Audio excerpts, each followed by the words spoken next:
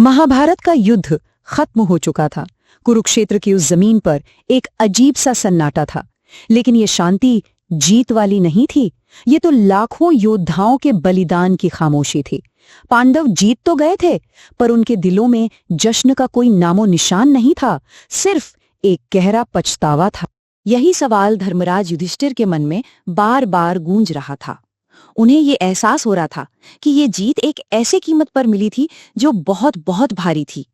मतलब खुशी की जगह एक अजीब सा खालीपन था, और इसी खालीपन ने उन्हें एक ऐसे रास्ते पे भेज दिया जिसकी किसी ने कल्पना भी नहीं की थी। नहीं, ये कोई मामूली दुख नहीं था। असल में यही वो गहरा पछतावा था जो पांडवों की आखिरी और सबसे रहस्यमय यात्रा की वजह बना। एक ऐसा सफर जो उन्हें सांसारिक मोह माया से मुक्ति की ओर ले जाने वाला था। तो उन्होंने फैसला किया सब कुछ छोड़ देने का, सिंहासन, महल, सारी दुनियावी चीजें। उन्होंने अपने पोते परीक्षित को हस्तिनापुर का राजपाट सौंपा और खुद एक आध्यात्मिक यात्रा के लिए निकल पड़े। तो राजपाट छोड़कर वो सब निकल पड़े उत्तर दिशा की ओर, सीधा हिमालय की तरफ। उनकी इसी महान यात्रा को महाप्रस्थान कहा गया, जिसका मतलब है एक महान प्रस्थान। लेकिन देखिए, ये यात्रा सिर्फ एक जगह से दूसरी जगह जाना नहीं था।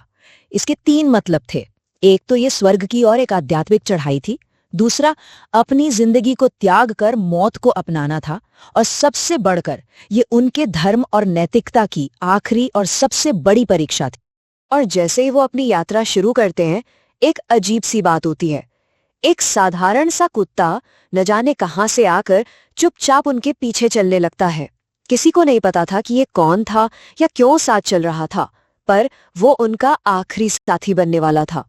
लेकिन ये सफर इतना आसान नहीं होने वाला था। जैसे जैसे वो हिमालय की ऊंचाइयों पर चढ़ते गए, उनकी जिंदगी के कर्म और उनसे जुड़ा घमंड एक एक करके उनके सामने आने लगा। सफर में सबसे पहले द्रौपदी लड़खड़ा कर गिर पड़ी। ये देखकर भीम चौंक गए। उन्हें यकीन ही नहीं हुआ। भीम से रहा नहीं गया। उन्होंने फौरन अपने बड़े भाई युधिष्ठिर से पूछा, भैया द्रौपदी क्यों गिर गईं? उन्होंने तो कोई पाप नहीं किया था। युधिष्ठिर जो आगे चल गए थे, उन्होंने पीछे मुड़कर भी नहीं देखा, बस शांति से जवाब दिया। उन्होंने बताया कि द्रौपदी का दोष उनका पक्षपात था। धर्म का रास्ता बराबरी की मांग करता है, और अर्जुन के लिए उनका जो खास लगाव था वही उनके गिरने की वजह बना। यात्रा आगे बढ़ी, लेकिन जल्द ही बुद्धिमान सहदेव भी धरती पर गिर पड़े। युधिष्ठिर ने बताया कि सहदेव के गिरने की वजह थी उनके अपने ही ज्ञान का घमंड। उन्हें लगता था कि उनसे ज्यादा बुद्धिमान कोई है ही नहीं, और यही अभिमान उन्हें आगे नहीं बढ़ने दे रहा था। इसके बाद बारी आई नकुल की, जो अपनी सुंदरता के लिए जाने जाते थे। वो भी अपना सफर पूरा नहीं कर सके और गिर पड़े। युधिष्ठिर ने समझाया कि नकुल का दोष था अपने रूप पर अभिमान। अपनी शारीरिक सुंदरता से उनका जो लगाव था वो एक तरह का अहंकार था, जिसने उन्हें धर्म के रास्ते पर रोक दिया। अब जो हुआ वो देखकर तो सबको हैरानी हुई। महान योद्धा अर्जुन, जिन्होंने अकेले ही बड़ी बड़ी सेनाओं को हरा दिया था, वो भी लड़खड़ा कर गिर पड़े।